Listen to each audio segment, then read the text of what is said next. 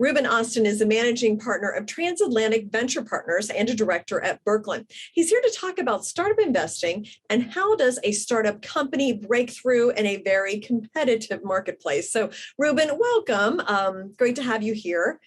So, give me just kind of tell me your overview of the startup world right now. Like, how was the pandemic impacted it? Did it slow it down? Were there some advantages, perhaps? I mean, give me an overview.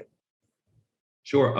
So talking about the venture market in general, I think a big driver was the stock market, actually, because tech stocks has been going up for a long time, which leads investors to seek the next generation of tech companies, or quite frankly, startups, right? And I think this really is making a big impact on how to allocate assets into the venture capital market in general. So we see more and more capital being allocated into that market from institutional investors. And quite frankly, unicorns are not that uncommon anymore. We've seen more and more big IPOs. We're seeing higher and higher private valuations, right? So these valuations are getting loftier. Pre-IPO shareholders are making a killing right now. And all of that really translated into a massive VC funding deals, right?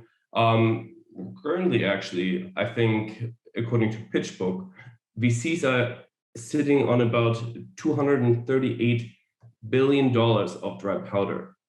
In my opinion, it's the perfect time to be a startup founder. Okay. And are there any particular areas of startup that are getting a lot of attention that investors seem to be really liking right now? Yeah, so the SaaS market is exploding. It has been exploding. Also, we've seen an increase in the consumer market. So consumer goods, right, is increasing. I think we been up 6% thus far. So fintech, also a huge thing, right? So what we're doing right now, we're breaking things apart, and then eventually we put them back together again. So we're seeing a lot of high valuations coming in at an early stage. I just spoke to a startup last week. They raised a $15 million Series seed, which is unheard of. So there is a lot of money out there. It's a great time to be a startup founder. And I think when you're a startup founder, you really, or an entrepreneur in general, you really have to think, is my company able to be backed by venture, right? Because not a lot of companies necessarily, they're great companies, but they're not necessarily like a venture capital company. I see. So I think that's where sort of entrepreneurship start. Can I support a venture capital investment or not? Yeah. Well, and I guess you need a lot of scale to be able to do that would be the thing. So what about liquidity? Ruben, I mean, how's liquidity in the startup market right now?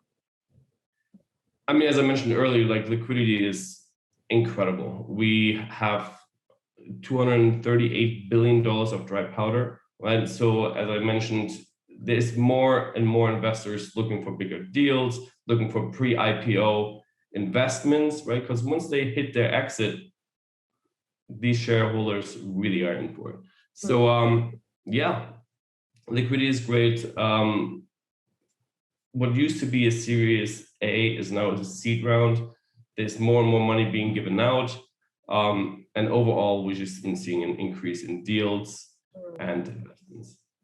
Very interesting. Now, so what do investors look for in startup companies? So if I'm a startup, I want to try to raise some money, how should I prepare for that? What are they looking for in terms of where they want to invest? Sure. So I think there's two main things, right? One, it's you have to have a great product. Number two, VCs invest in people, right? Is the founder able to execute their product? Are they able to grow it accordingly, right? So people is very, very important. And the best way to actually prove to a VC that you're a smart founder is to have the right tools in place from an early start, right? Have the right banking partners.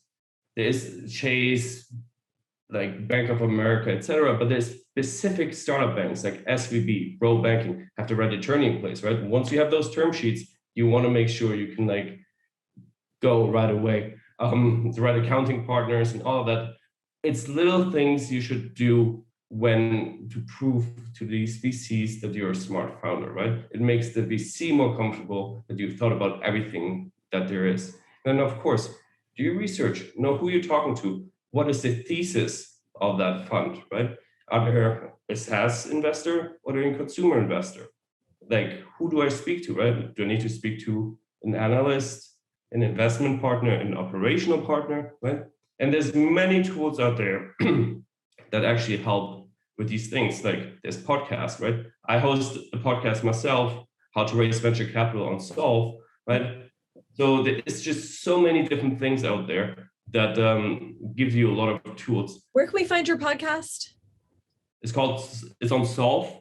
It's actually a social podcasting app. So How to Raise Venture Capital. Okay, so that would be a good thing to listen to too. So thank you so much, Ruben, for joining us. Really valuable information.